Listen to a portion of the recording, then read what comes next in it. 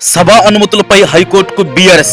ఎల్కతుర్తిలో నిర్వహించే సభకు పోలీసులు అనుమతి ఇవ్వకపోవడంపై బీఆర్ఎస్ హైకోర్టును ఆశ్రయించింది. పార్టీ స్థాపించి 25 సంవత్సరాలు పూర్తవుతున్న సందర్భంగా సభ జరుపుతున్నామని కోర్టుకు తెలిపింది. సభకు అనుమతులిచ్చేలా ఆదేశాలివ్వాలని పిటిషన్లో కోరింది. హైకోర్టు విచారణను 17కు వాయిదా వేసింది. ఈ నెల 27న బీఆర్ఎస్ సిల్వర్ జూబ్లీ వేడుకలకు ఎల్కతుర్తిలో నిర్వహించేలా పార్టీ నిర్ణయించగా పోలీసులు అనుమతి ఇవ్వలేదు. ధోని స్పెషల్ సరికొత్త చరిత్ర. రిటైర్మెంట్ వార్తలను పటాపంచలు చేస్తూ మళ్లీ సిఎస్కే కెప్టెన్ గా నియమితులైన ధోని సరికొత్త చరిత్ర సృష్టించారు. ఐపీఎల్లో అన్క్వాప్డ్ ప్లేయర్ గా ఉంటూ కెప్టెన్ గా ఎంపికైన తొలి ప్లేయర్ గా నిలిచారు. దీంతో స్టార్ స్పోర్ట్స్ ఆయన ఘనతలపై స్పెషల్ పోస్టర్ ను సోషల్ మీడియాలో వైరల్ చేస్తోంది. టీజీపీఎస్సీ కీలక నిర్ణయం తీసుకుంది. ఇక నుంచి ప్రభుత్వ ఉద్యోగాల సర్టిఫికేట్ వెరిఫికేషన్ 1:1 నిష్పత్తిలో జరపనున్నట్లు వెల్లడించింది. అదనపు అభ్యర్థులను పిలవడం వల్ల నియామక ప్రక్రియ ఆలస్యమవడంతో పాటు పోటీదారులను ఆశకు గురిచేసినట్లు అవుతుందని కమిషన్ పేర్కొంది. కాగా ఇదివరకు మల్టీ జోనల్ పోస్టులకు 1:2, జిల్లా పోస్టులకు 1:3, దివ్యాంగుల కేటగిరీ 1:5 నిష్పత్తిలో అభ్యర్థులను పిలిచేవారు. రేపటి నుంచి వరుసగా 3 రోజులు సెలవులు. ప్రభుత్వ ప్రైవేటు కార్యాలయాలు పలు విద్యా సంస్థలకు రేపటి నుంచి ఈ నెల 14 వరకు వరుసగా సెలవులు రానున్నాయి. 12న రెండో శనివారం, 13న ఆదివారం, 14న సోమవారం అంబేద్కర్ జయంతి సందర్భంగా సెలవులు ఉండనున్నాయి. ఆ తర్వాత 18న గుడ్ ఫ్రైడేకు హాలిడే ఉంది. ప్రస్తుతం ఒంటిపూట బడులు జరుగుతున్న నేపథ్యంలో రెండో శనివారం పలు పాఠశాలలకు సెలవు ఇవ్వడం లేదు.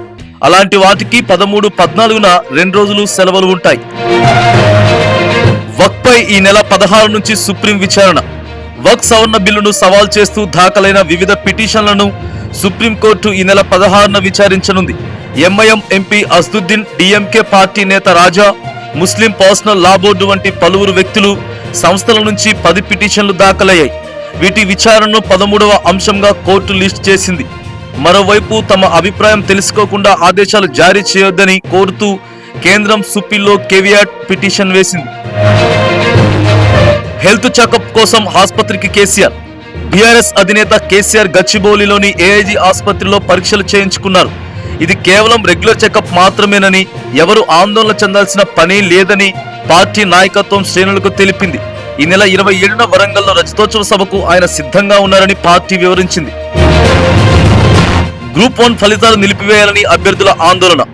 గ్రూప్ 1 ఫలితాల్లో అవకతవకలు జరిగాయని ఉస్మానియా యూనివర్సిటీలో అభ్యర్థులు ఆందోళనకు దిగారు. ఓయూ లైబ్రరీ నుంచి ఆర్ట్స్ కాలేజీ వరకు ర్యాలీ చేపట్టారు. ఫలితాలను తక్షణమే నిలిపివేయాలని డిమాండ్ చేశారు. 3 సెంటర్ల నుంచి 100 మందికి పైగా అభ్యర్థులు ఎలా ఎంపికయ్యారని ప్రశ్నిస్తున్నారు. రాష్ట్రంలో తెలుగును నిషేధిస్తారా అంటూ నినాదాలు చేశారు. వరంగల్లో జాబ్ మేళా, పోటెత్తిన నిరుద్యోగులు. వరంగల్లో మంత్రి కొండ సురేఖ ఆధ్వర్యంలో నిర్వహించిన జాబ్ మేళాకు నిరుద్యోగులు భారీ సంఖ్యలో హాజరయ్యారు. రైల్వే స్టేషన్ సమీపంలోని ఓ కన్వెన్షన్ లో నిర్వహించిన ఈ మేళాకు ఊహించిన దానికంటే ఎక్కువగా నిరుద్యోగులు హాజరు కావడంతో ప్రాంగణం మొత్తం కిక్కిరిసిపోయింది. దీంతో పోలీసులు ముందు జాగ్రత్తగా భారీ భద్రతా ఏర్పాట్లు చేశారు. కాగా 100 కంపెనీలతో 8,000కు పైగా ఉద్యోగాలు కల్పించేలా ఈ జాబ్ మేళా నిర్వహించారు. రేపు మద్యం దుకాణాలు బంద్, ఉదయం 6 గంటల నుంచే. హనుమాన్ జయంతి సందర్భంగా గ్రేటర్ హైదరాబాద్ లో శనివారం ఉదయం 6 నుంచి మరుసటి రోజు ఉదయం 6 గంటల వరకు మద్యం దుకాణాలు, బార్లు, కళ్ళు దుకాణాలు మూసివేయాలని పోలీసులు ఆదేశించారు. వీర హనుమాన్ శోభాయాత్రల నేపథ్యంలో శాంతి భద్రతల దృష్ట్యా ఈ నిర్ణయం తీసుకున్నారు. నిబంధనలు ఉల్లంఘిస్తే కఠిన చర్యలు తీసుకుంటామని పోలీసులు హెచ్చరించారు. తెలంగాణలో అసమర్థ, అవినీతి, అసత్య ప్రభుత్వం నడుస్తోందని, ఆర్థిక క్రమశిక్షణ లేని జీరో పాలన సాగుతోందని బీజేపీ ఎంపీ ధర్మపురి అరవింద్ విమర్శించారు. తెలంగాణలో అసమర్థత, అవినీతి, అసత్య ప్రభుత్వం నడుస్తోందని, ఆర్థిక క్రమశిక్షణ లేని జీరో పరిపాలన సాగుతుందని బీజేపీ ఎంపీ ధర్మపురి అరవింద్ విమర్శించారు. ఏడాదిన్నర పాలనలో పుష్ప, హైడ్రా, మూసీ, హెచ్సియు మీద పడ్డారు తప్పితే ఇచ్చిన హామీలను అమలు చేయలేదని మండిపడ్డారు. బీజేపీ రాష్ట్ర కార్యాలయంలో నిర్వహించిన మీడియా సమావేశంలో మాట్లాడిన ఎంపీ అరవింద్ ప్రభుత్వ పరిపాలన తీరుపైన విమర్శలు గుప్పించారు.